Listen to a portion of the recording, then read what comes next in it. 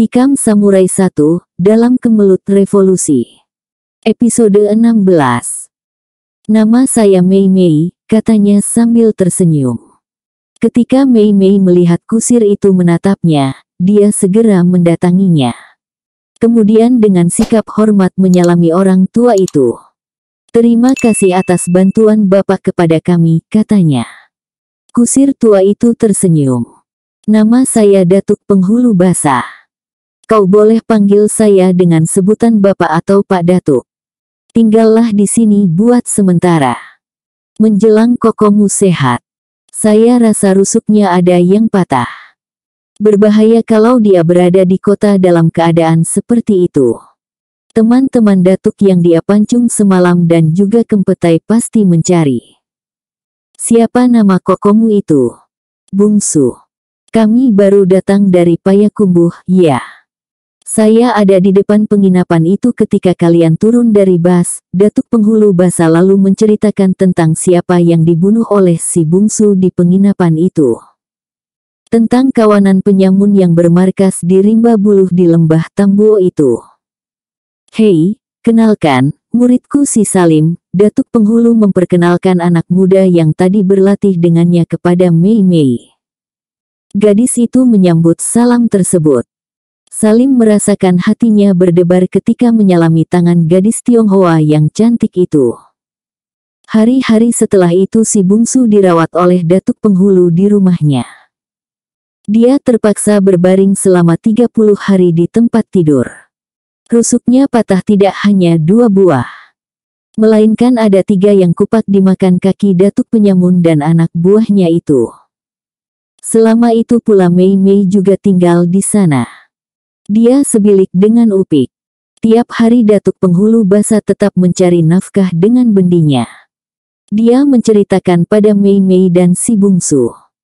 Jepang sebenarnya berterima kasih pada orang yang tak dikenal yang telah membunuh kawanan penyamun itu. Namun selain berterima kasih, Jepang juga tetap mencari si Bungsu. Sebab betapapun jua, si pembunuh harus didengar keterangannya tentang peristiwa itu. Datuk kepala penyamun yang buntung tangan dan kakinya itu dirawat di rumah sakit. Dia masih tetap hidup. Kempetai berhasil mengorek keterangan dari mulut kepala penyamun ini tentang markas mereka di Tambuo. Jepang lalu menggerebek markas mereka dalam rimba bambu itu. 7 orang lagi berhasil diringkus dari sana. Kini, orang tak merasa khawatir lagi lewat di penurunan Tambuo seperti masa-masa sebelumnya. Kalau dulu, untuk ke Bukit Tinggi dari Tigobaleh dan sekitarnya, orang harus memutar jalan ke Simpang Limau. Atau berputar ke Banu Hampu terus ke Jambu Air. Mereka tak pernah aman lewat di penurunan Tambuo itu. Tak jarang orang menemui mayat di batang Tambuo yang berair deras itu. Tapi kini masa seperti itu sudah lewat. Suatu hari ketika si Bungsu merasa agak baik, dia coba untuk berdiri.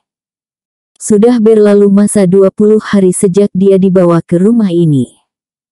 3 tulang rusuknya yang patah sudah agak terasa nyaman, itu karena rawatan Datuk itu anak beranak. Mei Mei dengan tambahan ramuan kering yang dia bawa dari Gunung Sago.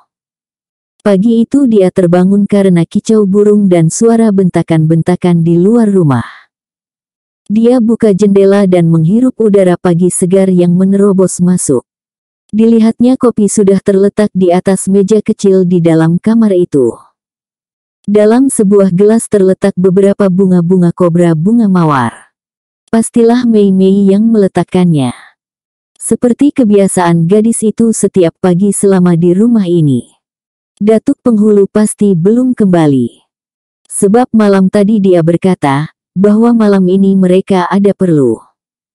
Kabarnya ada pertemuan pejuang di Bukit Ambacang. Datuk itu termasuk salah seorang dari pejuang itu. Ketika dia menoleh ke arah belakang, dia tertegun. Di lapangan kecil di belakang rumah itu, dilihatnya orang sedang bersilat. Yang satu pastilah si Salim. Kemenakan Datuk Penghulu. Dia kenal pemuda itu selama berada di rumah ini. Pemuda baik dan rendah hati dan berbudi. Yang dia hampir-hampir tak percaya atas penglihatannya adalah lawan si Salim bersilat itu. Lawannya adalah seorang perempuan. Seorang gadis. Berpakaian serba hitam dan rambutnya yang panjang diikat tinggi-tinggi. Pakaian yang hitam sangat kontras dengan kulitnya kuning bersih. Jurus silat yang dia bawakan amat berlawanan dengan tubuhnya yang lemah lembut dan wajahnya yang cantik. Mei Mei. Mei Mei belajar silat ini benar-benar suatu yang luar biasa. Di tepi lapangan, si Upik anak datuk penghulu basa melihat dengan penuh perhatian. Sesekali gadis kecil itu bersorak bila tendangan atau pukulan Mei Mei mengenai tubuh Salim. Atau sesekali gadis itu berseru berang bila kebetulan pemuda itu mengenai tubuh Mei Mei. Si bungsu benar-benar terpesona. Dia tak mengerti silat. Tapi melihat gerakan Mei Mei, dia yakin gadis itu sudah mulai cepat dengan kaki dan tangannya. Padahal baru 20 hari dia belajar. Saat itu, ketika Salim berniat menangkap pukulan tangan Mei Mei, gadis itu membiarkannya. Ketika Salim berniat menguasai tangan tersebut, di luar dugaan, kaki kiri Mei Mei yang berada di belakang kaki kanannya, menendang ke depan dengan kuat dan cepat sekali. Tendangan itu demikian telaknya. Salim baru menyadari bahaya tendangan itu ketika sudah terlambat. Tendangan itu masuk ke perutnya tak ada ampun. Tubuhnya terlipat dan terguling ke tanah. Si Upik bersorak gembira.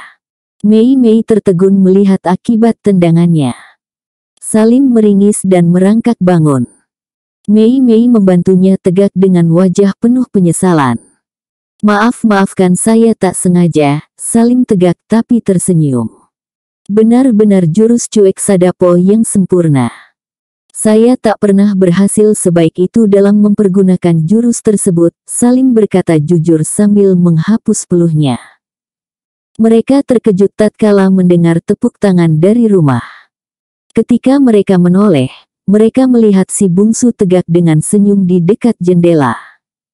Mei Mei menghambur gembira melihat anak muda itu sudah bisa berdiri. Koko, serunya tersendat. Moi moi. Selamatlah. Engkau telah menjadi seorang pesilat, suara si bungsu terdengar bernada gembira dan bangga. Mei Mei menatap anak muda itu. Dan tiba-tiba dia memeluk anak muda itu dengan isak tertahan. Gadis ini sangat merisaukan kesehatan si bungsu. Itu sebabnya ketika kini dia melihatnya telah mampu berdiri, hatinya sangat bersyukur. Dia menangis karena bahagia.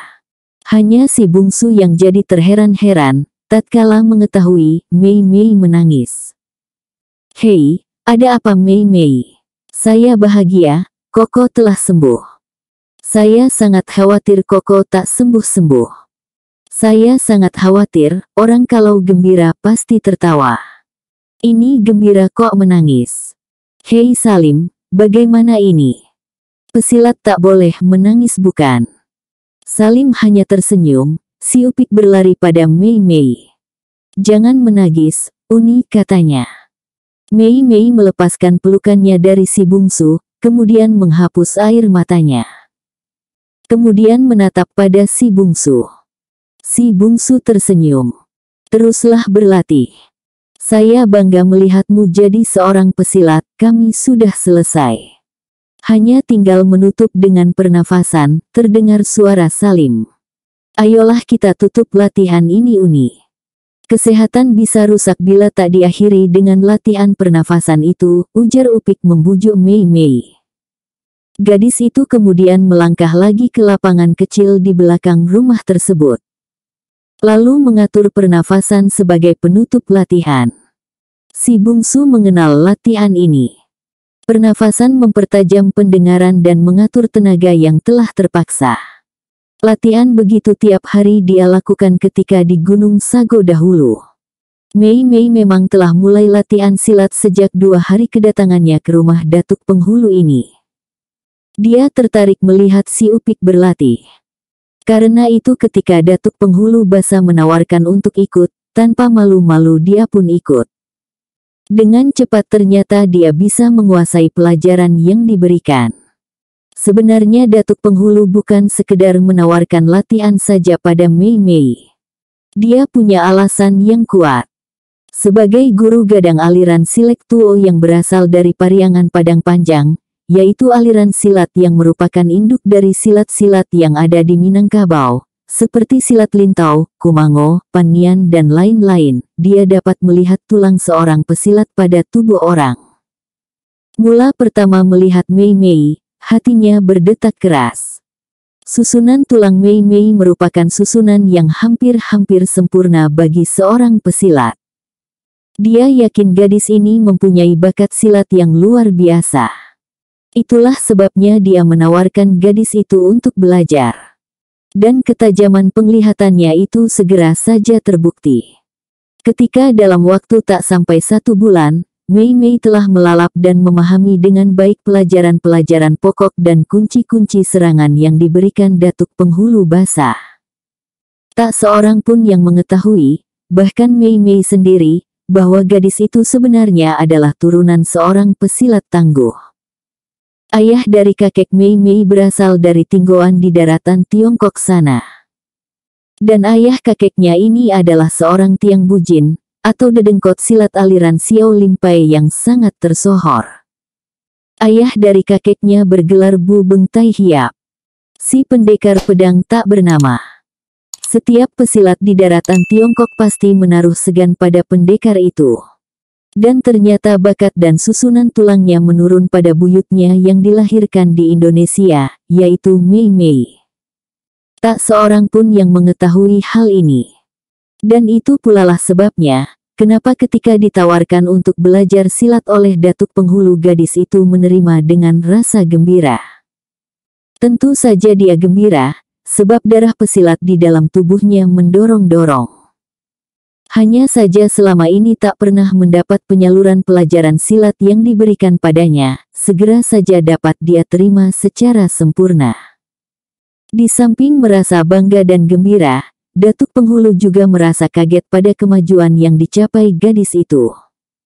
Si Upik yang telah setahun belajar, kini justru diajar oleh Mei Mei. Dan kini kalau Datuk itu tak di rumah, Salimlah yang membimbing Mei Mei. Salim memberikan pelajaran yang telah dia terima selama 3 tahun ini. Baik pelajaran yang telah dia kuasai, maupun pelajaran dalam taraf dilatih. Ternyata pelajaran Mei Mei maju dengan sangat cepat. Malah kini dia sangat sukar menundukkan gadis itu. Dalam rimba persilatan, memang terdapat apa yang disebut anak-anak ajaib. Di Tiongkok, yaitu tempat asal-muasal silat yang ada di seluruh dunia, anak ajaib di kalangan persilatan ini lahir 1 atau 2 orang dalam 100 tahun. Itu pun sangat sulit menemukannya. Kalau ada, maka sejak lahirnya anak itu senantiasa menjadi rebutan kalangan persilatan. Sebab bisa diduga, siapa saja yang berhasil menjadikannya murid, pastilah perguruannya akan menjadi perguruan yang disegani. Itu pulalah yang terjadi pada ayah dari kakek Mei Mei, Bu Beng Kiam Hiap dari Tinggoan yang terkenal itu. Ayah kakeknya ini, lahir di biara Buddha. Biara itu milik perguruan Bu Tong Pai. Kala itu biksu Bu Tong Pai yang melihat pertama kalinya sangat terkejut. Diam-diam dia memelihara anak itu. Namun biksu itu membuat suatu kesalahan. Dalam rangka mengamankan anak itu agar tak sampai jatuh ke tangan perguruan lain, dia sampai-sampai tak membenarkan ayah ibunya menemui si anak. Ini sudah keterlaluan. Suatu malam anak itu diculik oleh ayahnya sendiri. Dan si ayah hampir mati di tangan si biksu. Namun saat itu muncul seorang pendekar dari perguruan Xiao Lim Pai, yang menolong ayah dan ibu anak itu dari kematian. Membawa ketiga beranak itu ke perguruannya. Dan tentu kehadiran anak itu disambut dengan kaget dan gembira oleh guru-guru besar perguruan tersebut. Akhirnya ayah kakek Mei Mei menjadi pesilat yang kesohor. Kesohor karena dia selalu muncul di saat-saat genting, di mana ada penindasan dari yang kuat pada yang lemah, di sana dia muncul dan turun tangan menolong. Siapa sangka, cucu buyutnya yang lahir di Indonesia juga mempunyai susunan tulang seperti dia. Dan kini menjadi murid dari perguruan silat Tuo di Minangkabau. Datuk Penghulu tak memiliki banyak murid. Bukannya tak ada orang yang ingin berguru padanya. Cukup banyak orang yang datang. Tapi dia selalu menolak dengan halus. Kini muridnya hanya 3 orang. Si Upik anaknya, Salim kemenakannya dan Mei Mei. Hanya 3 orang. Namun dia merasa puas dengan ketiga muridnya ini. Salim dan Mei Mei menjadi 2 sahabat. Kehadiran Mei Mei di rumah Datuk Penghulu tak banyak diketahui orang. Pertama karena rumah Datuk itu terletak di tengah kebun yang luas, selain itu dikelilingi pula oleh hutan bambu di daerah Padang Gamuak. Di daerah itu hanya ada beberapa rumah. Mei Mei juga sangat menyayangi Upik. Gadis kecil ini tak punya abang dan tak punya kakak. Itulah kenapa dia memanggil Mei Mei dengan sebutan Uni. Mei Mei senang punya adik seperti dia. Baik Datuk Penghulu maupun istrinya, sangat menyayangi Mei Mei. Gadis itu sangat pandai membawa diri. Dia sudah bisa bertanak dan menggulai. Pandai merendang dan membuat dendeng. Mei Mei gadis yang tak segan bekerja keras membantu istri Datuk Penghulu. Hari ini, selesai latihan Salim mengawani si bungsu. Dia ingin membawa anak muda itu berjalan-jalan keliling rumah untuk melatih kakinya. Mereka berjalan di bawah pohon bambu. Kemudian tengah hari mereka kembali ke rumah. Si bungsu duduk di bawah pohon jambu di depan rumah tersebut, dikawani oleh Salim. Salim menceritakan kemajuan-kemajuan yang dicapai oleh Mei Mei dalam latihan silat. Saya dengar Mak Datuk bercerita tentang perkelahian engkau dengan penyamun-penyamun di penginapan itu, Salim berkata setelah dia bercerita tentang kemajuan Mei Mei dalam silat. Oh ya, iya. Saya ingin sekali belajar mempergunakan samurai itu. Apakah sulit belajarnya? Si bungsu tersenyum. Ilmu silatmu cukup tinggi. Saya pernah mencoba belajar. Namun tak pernah bisa. Saya memang tak ada jodoh untuk jadi pesilat. Mempergunakan samurai ini pun hanya karena takdir saja. Kekerasan tekad untuk membalas dendam. Dia lalu menceritakan nasib keluarganya.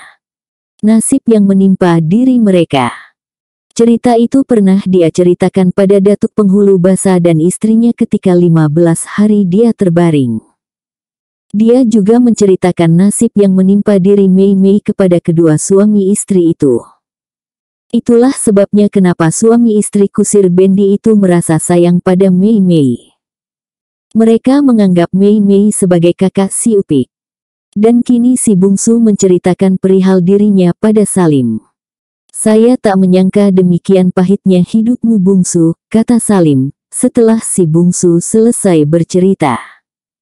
Si bungsu menarik nafas panjang, ketika Salim permisi sembahyang ke masjid di tepi jalan besar di luar hutan bambu ini, si bungsu tegak dan berjalan perlahan dengan dibantu sebuah tongkat ke rumah. Di ruang tengah dia melewati istri Datuk Penghulu yang tengah sembahyang. Dia ingat belum sembahyang lohor. Tapi dalam keadaan sakit begini apakah dia mungkin untuk sujud? Sembahyang duduk sajakah? Dia mencari kain sarungnya. Mungkin dijemur. Dia kembali lewat di ruang tengah. Akan ke belakang mencari Mei Mei untuk mengambil sarungnya. Namun di pintu ruang tengah dia tertegak seperti patung. Dia tertegak diam melihat pada perempuan sembahyang yang tadi dia sangka istri Datuk Penghulu itu. Perempuan itu nampaknya baru selesai sembahyang. Kini dia tengah menampungkan tangannya membaca doa. Dan ketika dia benar-benar selesai sembahyang, dia menoleh pada si bungsu. Si bungsu benar-benar terkesima. Dia ingin bicara, namun lidahnya terasa keluh. Koko, akhirnya perempuan itulah yang bicara perlahan. Masih dalam keadaan terpukau, si bungsu melangkah kembali ke ruang tengah. Perlahan dia duduk di depan perempuan itu. Perempuan yang baru saja selesai sembahyang itu tak lain daripada Mei Mei. Koko, sebentar ini aku berdoa untuk arwah ibu dan ayahku. Dan aku berdoa untukmu. Untuk kesembuhanmu. Untuk keselamatanmu, Mei Mei kau. Hanya itu kalimat yang terucap si bungsu. Ada perasaan yang amat luar biasa menyelusup ke hatinya melihat gadis itu sembahyang lohor. Ya, Koko. Telah saya pikirkan. Dan saya memilih Islam sebagai agama saya, tapi saya merasa tentram dan damai setelah sholat. Bukankah Koko yang mengatakan itu di penginapan dulu? Si bungsu masih tak kuasa bicara. Masih ingatkan Koko waktu saya bertanya, apakah tak meletihkan sembahyang 5 kali sehari semalam? Koko katakan, bahwa diri Koko merasa tentram dan damai setiap selesai sembahyang. Diri Koko merasa mendapatkan tenaga dan semangat baru setiap selesai sholat. Itulah yang mendorongku untuk masuk Islam. Tak ada yang membujuk. Tak ada yang memaksaku. Di rumah ini kulihat mereka sembahyang semua.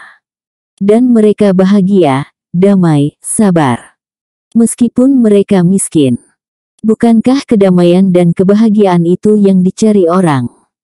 Kusampaikan niatku itu pada Pak Datuk. Kusampaikan pada istrinya Mak Ani. Mereka membawaku ke masjid. Mak Ani memandikanku. Dan imam yang ada di masjid itu membacakan 2 kalimah syahadat, dan kuikuti. Pak Datuk dan Salim serta Mak Ani sebagai saksi. Sejak hari itu, 2 pekan yang lalu, aku telah menjadi seorang muslimah. Dan aku memang mendapatkan kedamaian, ketentraman, semangat baru setiap selesai sholat. Aku bahagia memilih Islam menjadi agamaku, tanpa dapat ditahan. Mata si bungsi jadi basah. Mei Mei menatap matanya yang basah. Dan pelan-pelan, mata gadis itu ikut basah. Dan tiba-tiba mereka berpelukan. Koko, engkau sedih aku masuk Islam? Tidak moi-moi. Tidak. Aku hanya akan sedih kalau kau masuk Islam hanya karena ingin menyenangkan hatiku. Percayalah, tanpa masuk Islam pun aku tetap sayang padamu. Engkau tetap adikku, tidak Koko. Aku masuk Islam bukan karena engkau. Aku masuk Islam karena takdir Tuhan. Bukankah takdir manusia di tangan Tuhan yang satu? Tuhan menakdirkan aku bertemu denganmu. Tuhan pula yang menakdirkan aku masuk Islam. Aku bahagia menerima takdir itu Koko. Sama seperti aku juga bahagia berada di dekatmu. Terima kasih moi-moi. Terima kasih adikku. Peristiwa itu dilihat oleh Datuk Penghulu yang baru pulang. Juga dilihat dan didengar oleh Mak Ani, ibu si Upik yang tegak di ruang tengah. Karenanya mereka pada mengusap matanya yang basah. Terharu melihat persaudaraan kedua anak muda yang berlainan bangsa ini. Yang satu kehilangan seluruh familinya di tangan Jepang. Yang satu kehilangan kehormatannya di tangan Jepang. Nasib mempertemukan mereka. Persis seperti diucapkan oleh Mei Mei sebentar ini. Bahwa mereka dipertemukan oleh takdir yang telah diatur oleh yang satu. Tanpa terasa setahun telah berlalu. Selama setahun itu Mei Mei dan si bungsu tetap tinggal di rumah Datuk Penghulu di Kampung Padang Gamuak Tarok. Mereka seperti tinggal di rumah orang tua sendiri. Datuk Penghulu dan istrinya menerima mereka dengan tangan terbuka. Datuk Penghulu ternyata seorang pejuang yang menghubungi anggota Gyugun, yaitu tentara Jepang yang berasal dari pemuda-pemuda Indonesia. Dia menginventarisir senjata yang berhasil dicuri, juga logistik, dikumpulkan untuk mempersiapkan bila terjadi perang kelak. Dia juga mencatat nama-nama para anggota Gyugun yang bersedia menjadi tentara peta yaitu pasukan pembela tanah air. Kesibukan Datuk Penghulu akhir-akhir ini memang makin meningkat. Sementara itu, kemahiran Mei Mei dalam persilatan setahun ini maju dengan amat pesat. Salim yang selama ini bertindak sebagai pembantu Datuk Penghulu untuk mengajar Mei Mei, kini sudah tercecer jauh sekali. Bahkan dalam beberapa kali latihan, Mei Mei berhasil mengalahkan Datuk Penghulu. Datuk Penghulu jadi sangat bangga dan bahagia mempunyai murid seperti dia. Berbeda dengan guru-guru silat pada umumnya, yang merasa terhina bila muridnya berhasil mengalahkannya. Datuk Penghulu justru merasa karena tak ada lagi ilmu yang bisa dia turunkan kepada Mei Mei. Sedangkan si bungsu juga melatih samurainya. Dia tak ikut belajar silat. Meskipun Datuk Penghulu pernah menawarkan padanya untuk ikut, namun dia merasa sudah terlambat. Keinginannya kini hanya satu, membalaskan dendam keluarganya membunuh Saburo dengan samurainya. Ayahnya telah bersumpah sesaat sebelum mati, bahwa dia akan menuntut balas membunuh Saburo dengan samurai. Dia saksi langsung saat sumpah itu diucapkan. Adalah kewajibannya untuk melaksanakan. Karena itu, selama setahun di rumah Datuk dia melatih kecepatan samurainya dalam hutan bambu yang ada di sana. Dia mengulangi lagi cara latihannya seperti di Gunung Sago dahulu. Mencabut dan memasukkan samurai secepat yang mampu dia laksanakan. Memancungkannya ke 4 penjuru. Berkali-kali hal serupa itu dia ulangi. Setelah kecepatannya kembali normal, lalu dia memejamkan mata, memusatkan konsentrasi. Mengerahkan tenaga untuk mendengarkan geseran yang paling halus sekalipun ketika angin berhembus. Beberapa daun bambu jatuh.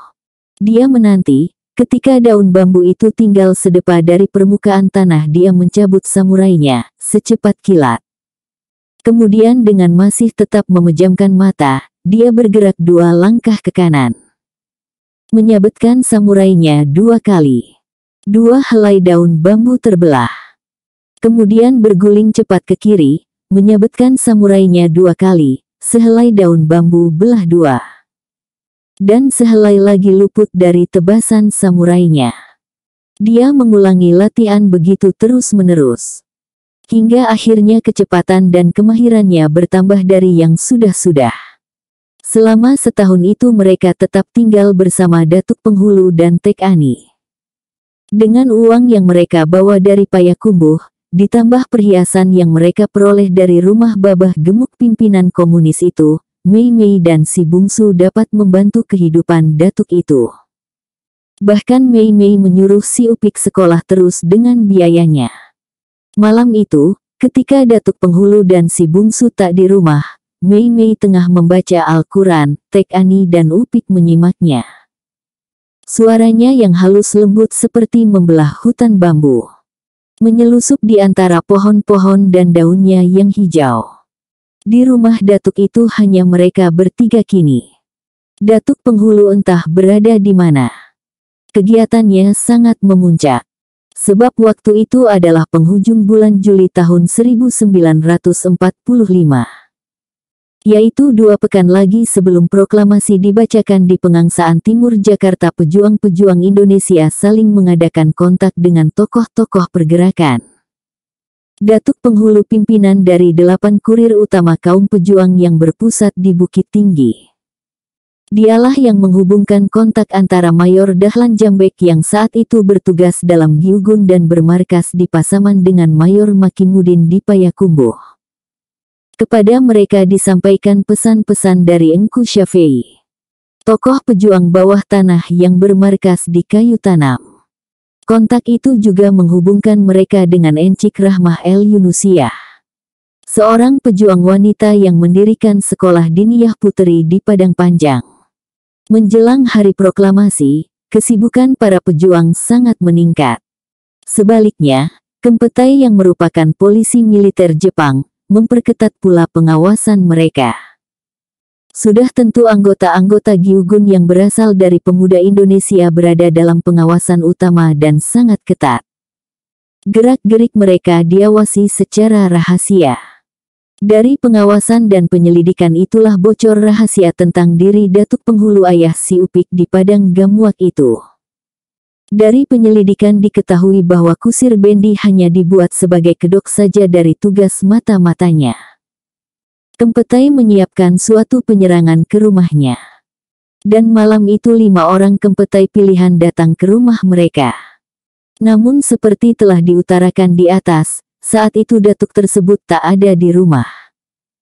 Yang ada hanyalah istri datuk itu, Mei Mei dan si Upik. Perempuan ketiganya, si bungsu sendiri pun tak ada di rumah tersebut. Dia tengah menggantikan tugas datuk penghulu membawa bendinya. Ada berita penting yang sedang dia nanti di kota, yaitu tentang diri Saburo. Untuk itu dia menyamar sebagai kusir untuk menemui kurir di kota. Tek Ani, si Upik dan Mei Mei kaget dan terhenti mengaji tatkala pintu didobrak oleh Kempetai. "Mana datuk penghulu?" seorang Kempetai bertanya dengan senjata terhunus. Sementara yang seorang lagi mengawasi setiap sudut rumah. Mata mereka merah dan nyalang. Waspada terhadap segala kemungkinan. Ketika pernyataan itu diulangi, barulah Tek Ani menjawab bahwa suaminya memang tak ada. Orang yang menggeledah itu kemudian berbisik-bisik dengan komandannya yang berpangkat Dejuni, pembantu letnan yang memimpin penggerebekan itu. Dejuni itu menatap Mei Mei dengan mata berkilat. Ketika dia mengangguk, yang berbisik tadi lalu keluar. Lalu terdengar suaranya menyuruh jaga sekitar rumah itu. Dari jawaban di luar, Mei Mei segera tahu bahwa di luar ada 3 orang lagi tentara Jepang. Bersambung ke episode 17.